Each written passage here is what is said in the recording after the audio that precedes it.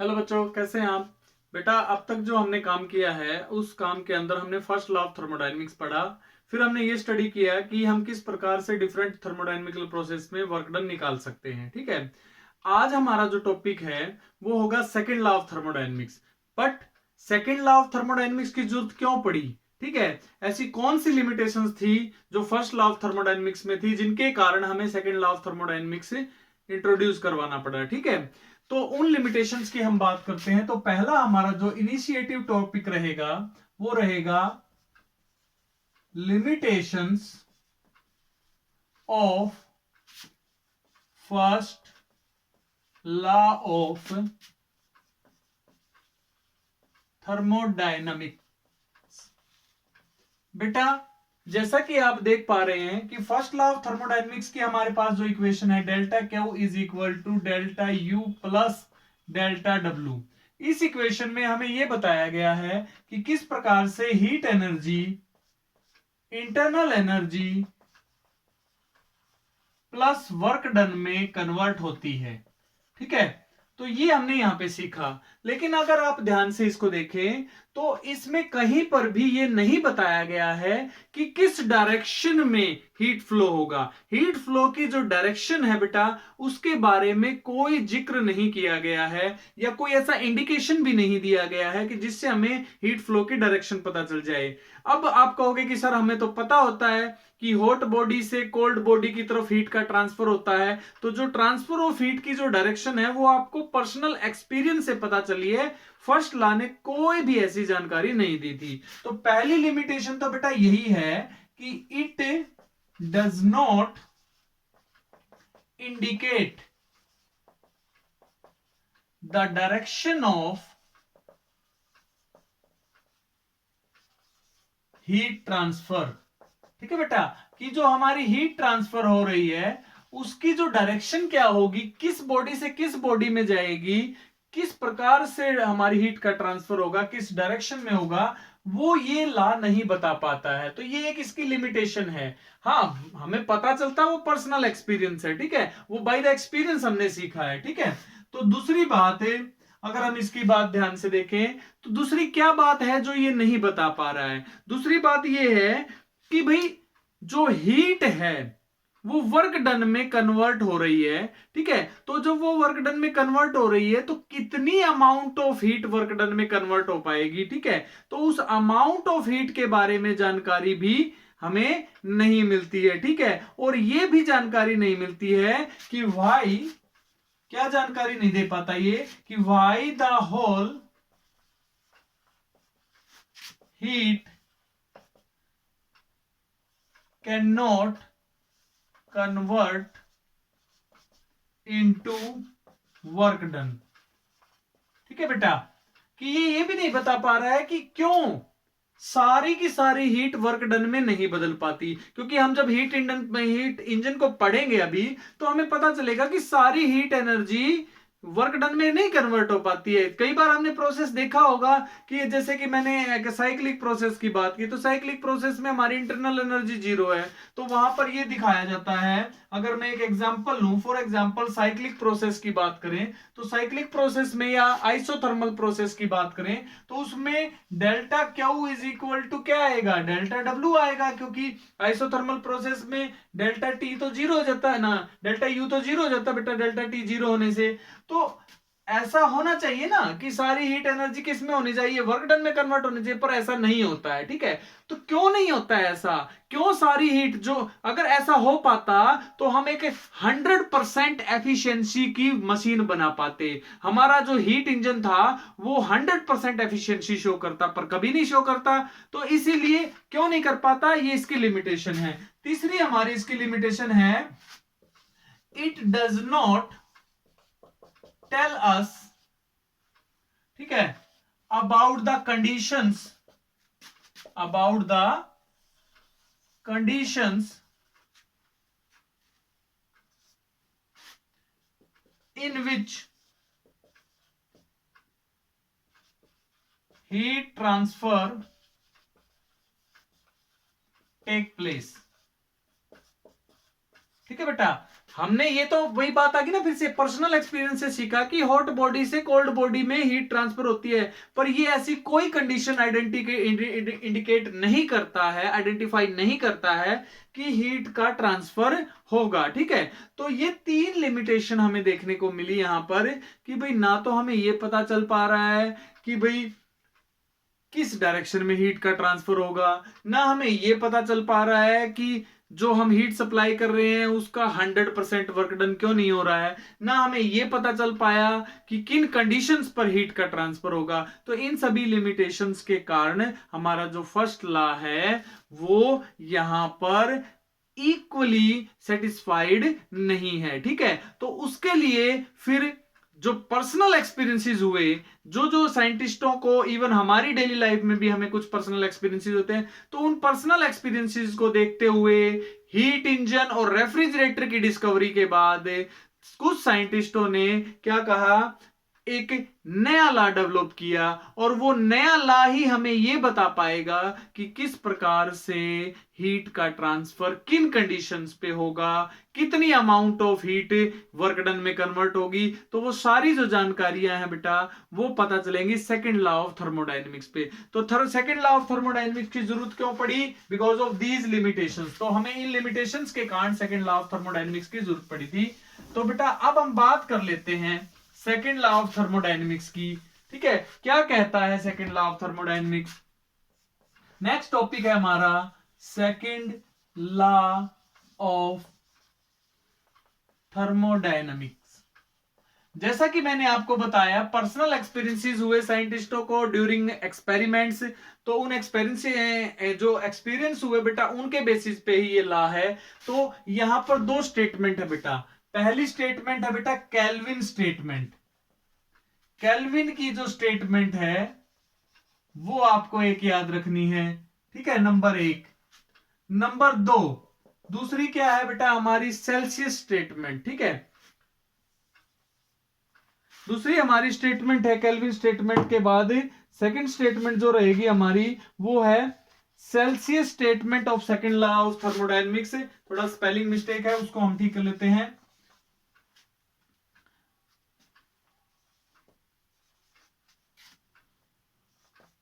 तो इन दोनों स्टेटमेंट्स को आपने समझना है।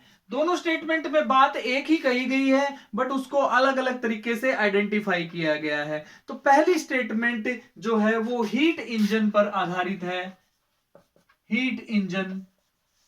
ठीक है, और दूसरी जो स्टेटमेंट है बेटा वो रेफ्रिजरेटर। ठीक है,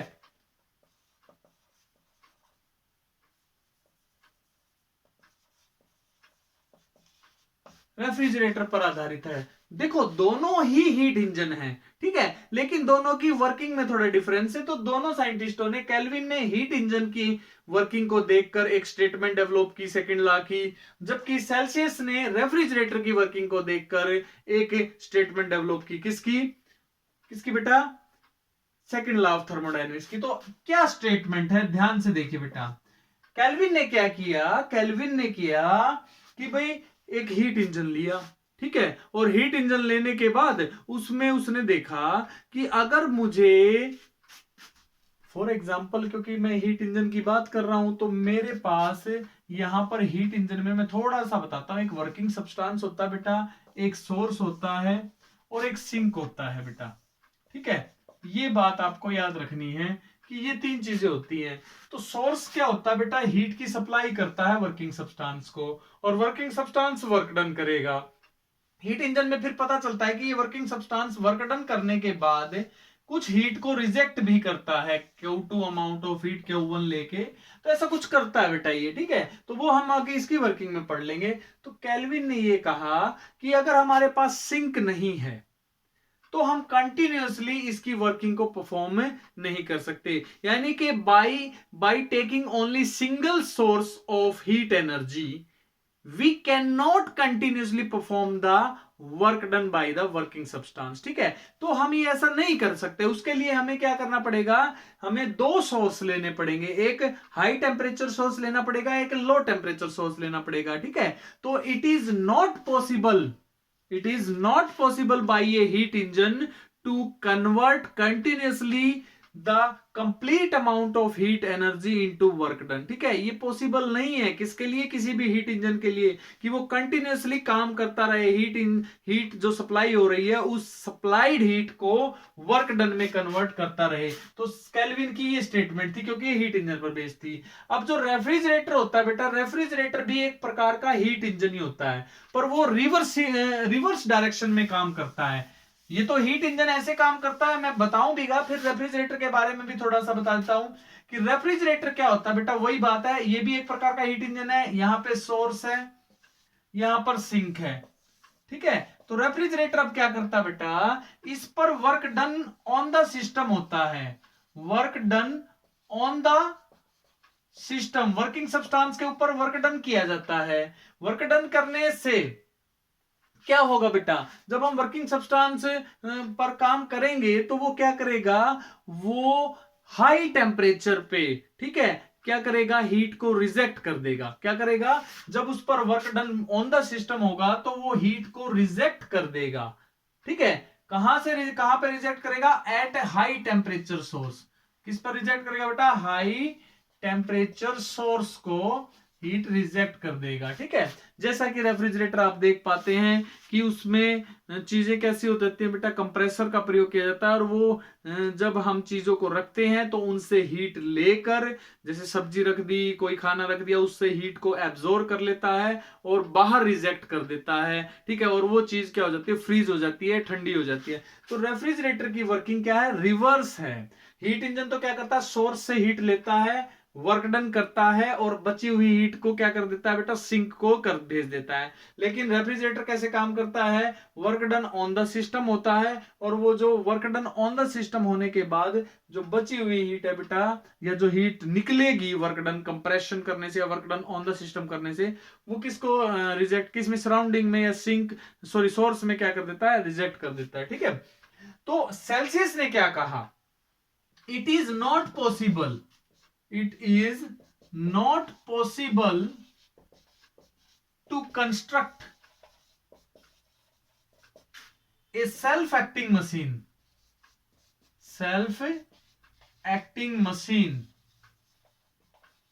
which can transfer heat from a body at low temperature to a body at high temperature। क्या कह रहा हूं बेटा मैं यहां पे, by itself it is not possible by two construct A self acting machine. यह पॉसिबल ही नहीं है इस प्रकार की कोई सेल्फ एक्टिंग मशीन बनाना जो अपने आप लो टेम्परेचर से हाई टेम्परेचर पर हीट को क्या करे, रिजेक्ट करे, भेजे, without doing any external work, बिना कोई कार्य किए उस पर। यानी कि अगर हम यहां पर वर्क डन न करें तो ये पॉसिबल नहीं है। अगर कंप्रेसर ना लगा हो बेटा किसमें, रेफ्रिजरेटर में, तो वो सिंक से हीट लेकर, ठीक है, यानी कि लो टेम्परेचर सोर्स से हीट लेकर हाई टेम्परेचर की तरफ कभी भी नहीं भेज पाएगा। ठीक है, तो ये दो स्टेटमेंट थी, फिर से बता रहा हूं। जो केल्विन स्टेटमेंट है बेटा वो हीट इंजन की वर्किंग पर आधारित है, जबकि जो सेल्सियस स्टेटमेंट है वो किस पर आधारित है बेटा, वो रेफ्रिजरेटर की वर्किंग पर आधारित है। तो सेकेंड लॉ आपको समझ में आया। तो सेकेंड लॉ बेसिकली कंक्लूजन है, ठीक है, किसका, एक्सपेरिमेंटेशन या discovery of heat engine and refrigerator. तो अब हम उन्हीं के बारे में पढ़ने की कोशिश करेंगे। तो हमारा जो नया टॉपिक रहेगा वो यही है कि हीट इंजन क्या होता है। तो क्योंकि मैंने अभी आपको डीप में नहीं बताया था, अभी तो ऐसे ही बोल दिया था, अब थोड़ा सा हम डिटेल में पढ़ेंगे। ये टॉपिक पेपर में आ जाता है, हीट इंजन। हमारे टॉपिक का नाम है बेटा हीट इंजन। क्या है, इंजन है, एक प्रकार की डिवाइस है, मशीन है। तो heat engine is a machine और डिवाइस जो क्या करती है बेटा, which which convert heat energy into work done. जो हमारा हीट इंजन है, जैसे कि ए डिवाइस और इंजन विच कन्वर्ट ठीक है, heat energy into work done, work done में कन्वर्ट कर देता है बेटा। ठीक है, और बची हुई जो हीट है 100% तो वर्क डन नहीं कर पाता, तो जो बची हुई हीट है उसको फिर वो लो टेम्परेचर सिंक को या सराउंडिंग को कह सकते हैं हम, रिजेक्ट कर देता है। ठीक है, तो इसका हमें हीट इंजन का जो है उसके बारे में, उसकी कंस्ट्रक्शन और वर्किंग को एनालाइज करना है यहाँ पे। तो हीट इंजन की कंस्ट्रक्शन की बात करेंगे अगर हम। नेक्स्ट क्या है, कंस्ट्रक्शन ऑफ हीट इंजन। तो बेटा कंस्ट्रक्शन के लिए पहले हमें क्या पता होना चाहिए, इसके डायग्राम का पता होना चाहिए। तो सबसे पहले इसके अंदर हीट इंजन जब आप बना रहे हैं तो इसके पास क्या होना चाहिए, इसके पास होना चाहिए एक सोर्स। ठीक है, सोर्स क्या बेटा, हाई टेम्परेचर रिजर्वायर है। यहां पर एक बॉडी है जिसका टेम्परेचर हाई है बहुत, तो हाई टेम्परेचर बॉडी यहां पर यूज की जाएगी, रिजर्वायर यूज किया जाएगा। ठीक है, जिसका टेम्परेचर मान लिया T1 है और ये हाई टेम्परेचर पर है। ठीक है, तो वो सोर्स की तरह काम करेगा। दूसरा हमारे पास क्या है, वर्किंग सब्सटेंस, वर्किंग सब्सटेंस। ठीक है, यहां पर वर्किंग सब्सटेंस के रूप में किसका इस्तेमाल किया जाता है, फ्यूल का बेटा। फ्यूल का मतलब गैस भी हो सकती है वो, ठीक है, वो पेट्रोल भी हो सकता है, यानी कि लिक्विड भी हो सकता है। ठीक है, तो पेट्रोल और डीजल, क्योंकि हमने जो पढ़े हैं ना बेटा, तो वो यही पढ़े हैं। तो हमने गैस का मतलब वेपर, जैसे स्टीम इंजन है, स्टीम इंजन में वेपर एक गैस के रूप में काम करते हैं। तो गैस या लिक्विड को हमें वर्किंग सब्सटेंस के रूप में प्रयोग करेंगे। तो हम यहाँ पे बेसिकली क्या बोलेंगे, वर्किंग सब्सटेंस क्या होता है, हमारा फ्यूल होता है। ठीक है, और तीसरा हमारे पास अवेलेबल चीज क्या है, सिंक। सिंक क्या है बेटा, ये है हमारा लो टेम्परेचर रिजर्वायर। ठीक है, या बॉडी भी बोल सकते हैं, जिसका टेम्परेचर T2 होता है। तो ये आपको याद रखनी है। तो इन तीन चीजों से मिलकर हमारे पास एक हीट इंजन बनता है। ये तो आगे आपकी कंस्ट्रक्शन, जैसा कि मैंने इन तीनों को एक्सप्लेन किया है। यहां पर इसका डायग्राम अगर बनाएंगे तो मान लिया यहां पर क्या होती है बेटा, एक हाई टेम्परेचर बॉडी है, रिजर्वायर है जिसको सिंक सोर्स बोलेंगे, इसका टेम्परेचर है T1। फिर हमारे पास इस प्रकार से ये पिस्टन लगा दिया बेटा हमने यहां पे, और यहां पर नीचे लगा दिया, नीचे हमने क्या कर लिया बेटा, एक इंसुलेटिंग पैड।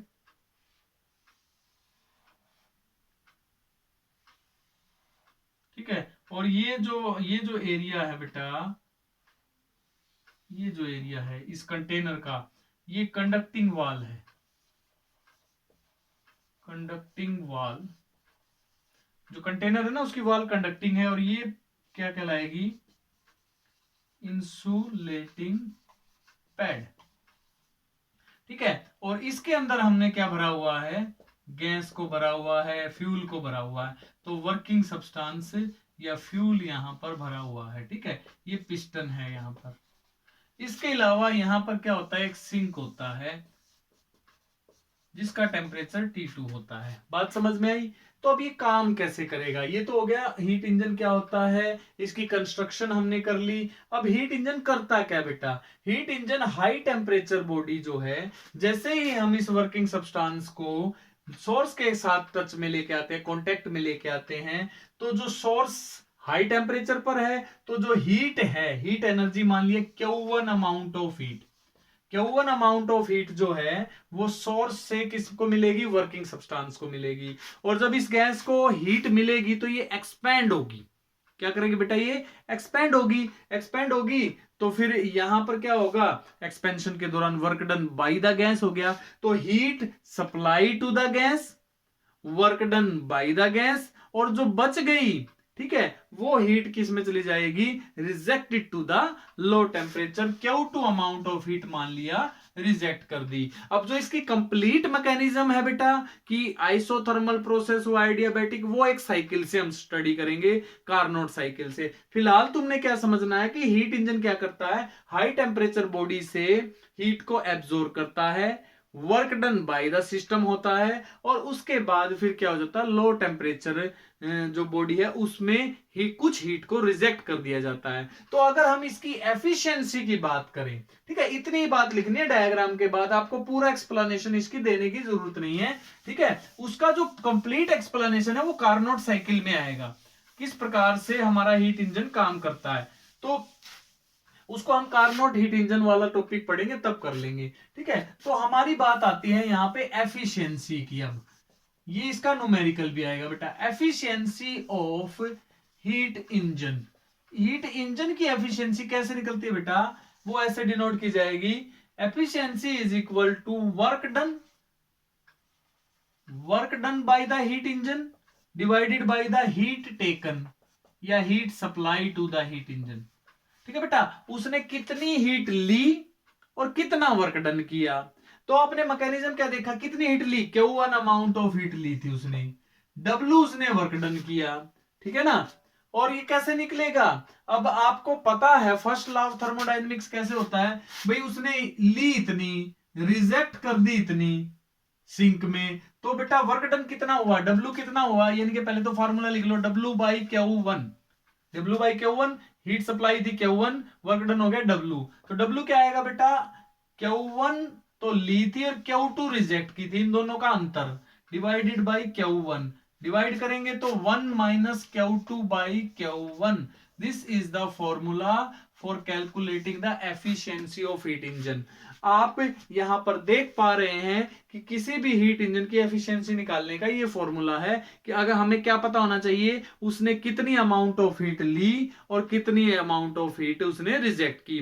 फॉर एग्जांपल, अगर किसी सिस्टम ने जो वर्किंग सब्सटेंस था उसने 100 जूल एनर्जी ली, ठीक है, और उसमें से 50 जूल एनर्जी उसने क्या कर दी बेटा, रिजेक्ट कर दी, तो आंसर कितना आ जाएगा, 1 माइनस 50/100, यानी कि 1/2, 50% में निकालेंगे तो 50% इससे हीट इंजन की एफिशिएंसी आ जाती है। तो ये आपने एक फॉर्मूला बना के याद के रखना है कि किस प्रकार से हम हीट इंजन की एफिशिएंसी निकाल सकते हैं। तो ये बात आपको समझ में आई, हीट इंजन कैसे काम करता है, न्यूमेरिकल के लिए आपको फार्मूला भी मिल गया है।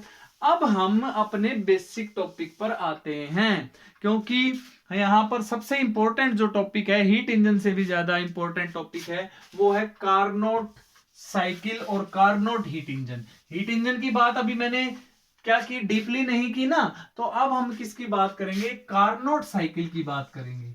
कार्नोट ने, ठीक है, एक साइकिल बनाया है, जो ये हमने देखा ना, हीट लेने का, एक्सपेंशन का, फिर हीट रिजेक्ट करने का, तो कंप्रेशन और एक्सपेंशन को मिलाकर, आइसोथर्मल और एडियाबैटिक प्रोसेसेस को मिलाकर उसने कंप्लीट क्लोज साइकिल बनाया, पूरा साइकिल, साइक्लिक पाथ बनाया बेटा, ठीक है। तो कार्नोट साइकिल किसे कहते हैं, कार्नोट साइकिल क्या होता है, ये क्वेश्चन पक्का आएगा बेटा पेपर में।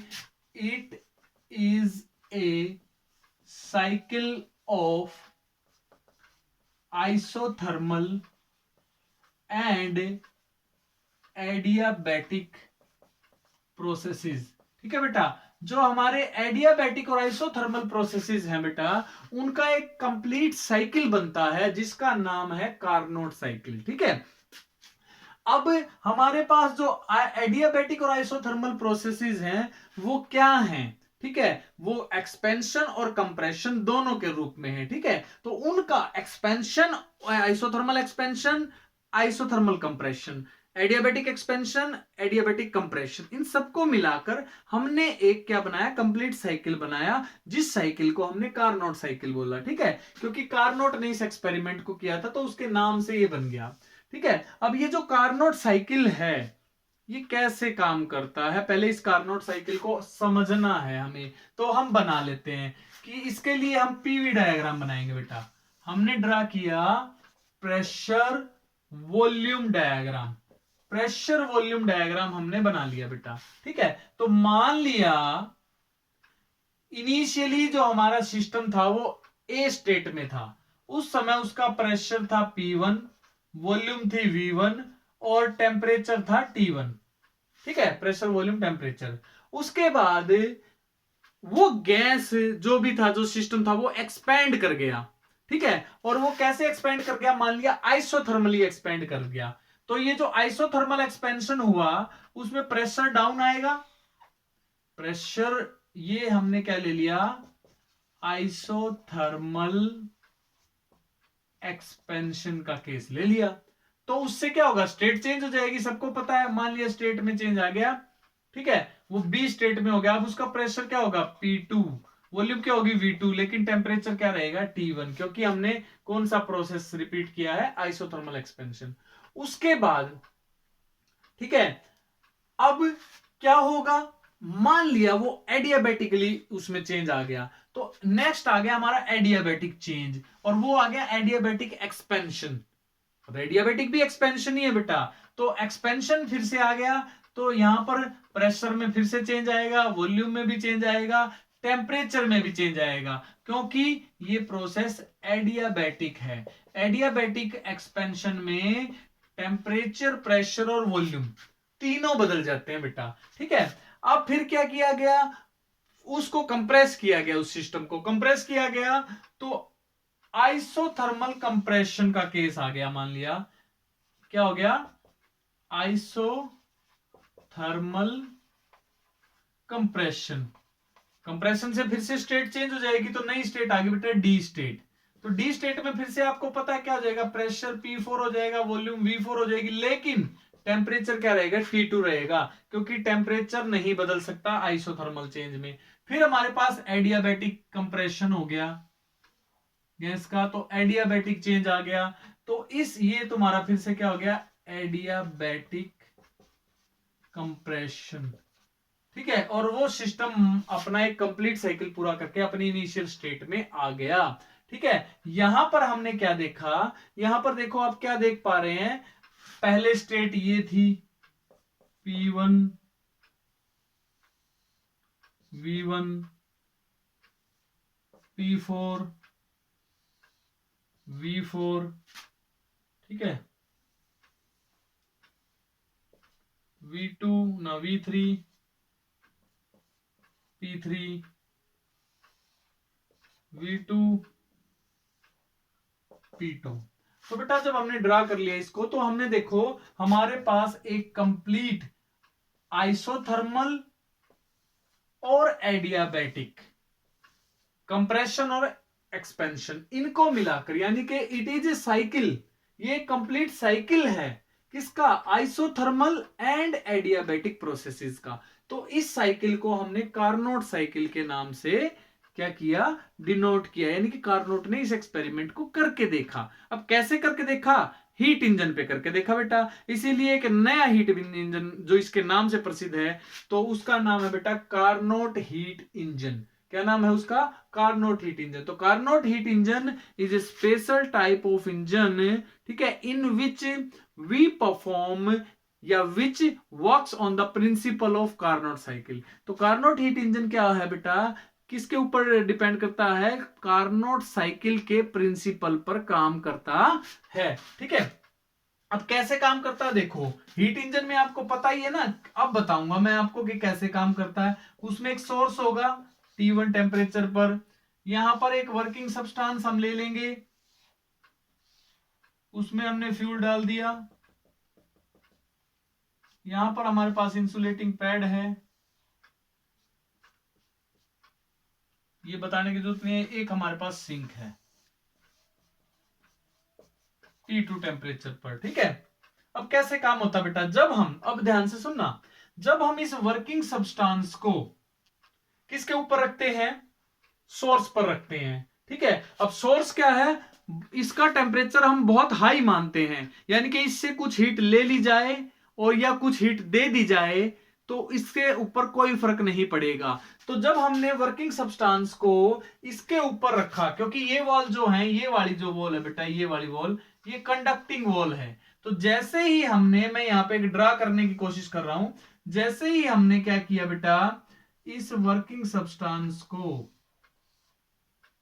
किसके ऊपर रखा, सोर्स के ऊपर रखा, तो सोर्स से हीट जो है कंडक्टिंग वॉल्स के थ्रू ट्रांसफर हो जाएगी। तो किसको मिला बेटा, इस वर्किंग सब्सटेंस को Q1 अमाउंट ऑफ, मान लिया इस वर्किंग सब्सटेंस को Q1 क्या है, heat supply to the working substance. इस वर्किंग सब्सटेंस को T1 टेम्परेचर पर रखने से Q1 हीट सप्लाई हो गई, और इसका टेम्परेचर बहुत हाई है और स्लो प्रोसेस है बेटा ये, तो इसीलिए धीरे धीरे से ये गैस क्या करेगी, एक्सपेंड करेगी, और ये पिस्टन क्या करेगा, अपनी स्थिति बदलेगा, ऊपर की तरफ जाना शुरू हो जाएगा।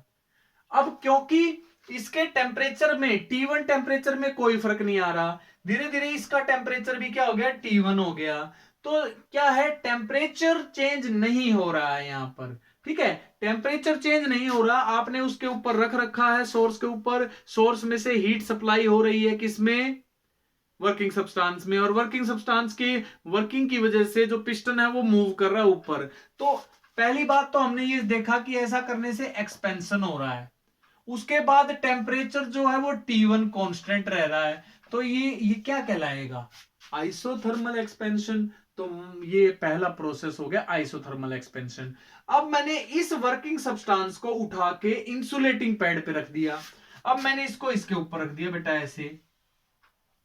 अब क्या होगा, इंसुलेटिंग पैड क्या करेगी, इस वर्किंग सब्सटेंस को इंसुलेटिंग पैड पर ऐसे रख दोगे, ऐसा करने से अब उसे हीट को ट्रांसफर होने का मौका नहीं मिल रहा बेटा। हीट कहां से बाहर निकलेगी, हीट में तो कोई चेंज नहीं आएगा। ये साइड वॉल याद रखना, ये साइड वॉल इंसुलेटिंग है, पिस्टन भी इंसुलेटिंग है, सिर्फ हीट का ट्रांसफर हो सकता है कंडक्टिंग वॉल से, और उसको हमने इंसुलेटिंग पैड पे रख दिया, तो हीट तो ट्रांसफर नहीं हो रही है। तो ये पूरा प्रोसेस, ये पूरा सिस्टम जो है अब एक कैसा हो गया, इंसुलेटिंग सिस्टम हो गया, और इंसुलेटिंग सिस्टम हो गया तो एडियाबेटिक प्रोसेस हो जाएगा, क्योंकि इंसुलेटिंग वॉल करने से एडियाबेटिक प्रोसेस होता है। और इसमें भी क्या हो रहा है, still the gas is expanding, gas क्या कर रही है बेटा, एक्सपैंड कर रही है, और हीट का एक्सचेंज हो नहीं रहा है। तो ऐसी स्थिति में एक्सपेंशन तो आएगा, और Q जो है Q1 वो रहेगी कांस्टेंट, हीट में कोई चेंज नहीं आया, तो ये एडियाबैटिक एक्सपेंशन हो जाएगा।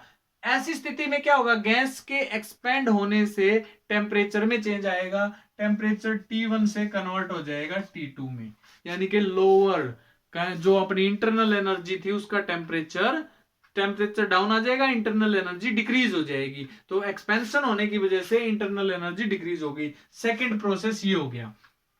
फिर हमने क्या किया, इसी वर्किंग सब्सटेंस को उठाकर किस पर रख दिया बेटा, सिंक पर रख दिया। अब किस पर रख दिया, सिंक पर। अब सिंक पर रखने से क्या होगा, इसका टेम्परेचर तो T1 है और इसका टेम्परेचर T2 है, ठीक है, क्लियर होगी ना बात। तो अब क्या होगा बेटा, इसका टेम्परेचर डाउन जाएगा ना, क्योंकि इस पे रखने से तो इंसुलेट हो चुका है, हीट ट्रांसफर नहीं होगी, टेम्परेचर एक्सपेंशन हुआ तो टेम्परेचर डाउन है, T2 आ गया। अब T2 टेम्परेचर हो गया, इसको इस पे लेकर रख दिया आपने, तो हीट ट्रांसफर होगी फिर से। अब की बार पहले तो हीट ट्रांसफर हुई थी सोर्स से वर्किंग सब्सटेंस में, अब की बार हीट ट्रांसफर हुई किसमें हुई बेटा, कंप्रेस कर रहे हैं अब हम, ठीक है ना, कंप्रेशन चल पड़ा है, एक्सपेंशन तो हो चुका है। अब अगर मैं, क्योंकि अब इसका टेम्परेचर क्या आ चुका है, T2 बन चुका है, देखो ये T1 से T2 हो चुका है। अब इसको मैंने कंप्रेस जब किया और टेम्परेचर, इससे हीट ट्रांसफर होगी, इधर हीट तो ट्रांसफर हो रही है कंडक्टिंग वॉल की वजह से, लेकिन टेम्परेचर में कोई चेंज नहीं आ रहा है। इसका भी T2 है, इसका भी T2 है, दोनों सिस्टम का सराउंडिंग का टेम्परेचर T2 है, तो टेम्परेचर तो T2 कांस्टेंट रहेगा, हीट ट्रांसफर होगी क्या करने से, कंप्रेस करने से। तो ये बन गया तुम्हारा आइसोथर्मल कंप्रेशन। अब इसको उठा के इंसुलेटिंग पैड पे ले आओ और कंप्रेस करो। कंप्रेस करोगे तो फिर से क्या होगा, क्योंकि अब पूरा सिस्टम इंसुलेटिंग है, हम कंप्रेस कर रहे हैं, तो उससे क्या होगा, टेम्परेचर बढ़ेगा, तो ये एडियाबैटिक कंप्रेशन कहलाएगा। तो हमने ओवरऑल देखा कि वर्किंग सब्सटेंस को जब सोर्स पर रखते हैं तो आइसोथर्मल एक्सपेंशन होता है, वर्किंग सब्सटेंस को जब इंसुलेटिंग पैड पर ले जाते हैं तो एडियाबैटिक एक्सपेंशन होता है, वर्किंग सब्सटेंस को जब सिंक पर ले जाते हैं तो आइसोथर्मल कंप्रेशन होता है, दबाते हैं जब, ठीक है, और उसी वर्किंग सब्सटेंस को जब पैड पे रख के दबाते हैं तो हमारा एडियाबैटिक कंप्रेशन होता है। तो एक कॉम्बिनेशन बन गया, एक साइकिल, कंप्लीट साइकिल बन गया और सिस्टम अपनी ओरिजिनल स्टेट में दोबारा उसी स्टेट में आ जाता है। तो ये this is the working of Carnot heat engine. तो इस कार्नोट हीट इंजन की ये वर्किंग थी। क्लियर होगी बात? अब हमारा जो नेक्स्ट टॉपिक रहेगा जो हम कल पढ़ेंगे वो हमारा रहेगा बेटा वर्क डन निकालना। हीट इंजन हमने स्टडी कर लिया, कार्नोट हीट इंजन स्टडी कर लिया। अब हमारा लास्ट टॉपिक जो है इसका वो रहेगा वर्क डन को निकालना। ठीक है, कि किस प्रकार से कार्नोट साइकिल का प्रयोग करके हम वर्क डन निकालते हैं। तो कल का हमारे जो टॉपिक रहेंगे एक तो होगा वर्क डन, ठीक है, इन कार्नोट हीट इंजन। तब तक आप कार्नोट साइकिल को समझ लेंगे पूरा किस प्रकार से काम करता है। एक तो ये टॉपिक रहेगा बेटा। दूसरा टॉपिक हमारा रहेगा रिवर्सिबल एंड इरिवर्सिबल प्रोसेस। तीसरा टॉपिक हमारा रहेगा रेफ्रिजरेटर। रेफ्रिजरेटर, ठीक है। तो ये हमारे 3 टॉपिक पेंडिंग है, इसके बाद ये यूनिट कंप्लीट हो जाएगी। तो कल हम इस यूनिट को कंप्लीट कर देंगे। इसलिए आप जब अब तक जो मैंने करवाया है उसको डिटेल में अच्छे से समझेंगे। और किसी भी प्रकार की दिक्कत हो तो कल वाले चैप्टर में बेटा, कल जब हम क्लास लेंगे तो मेरे से पूछ लेना ये सारी बातें, ठीक है। तो बेटा कंटिन्यू करेंगे कल।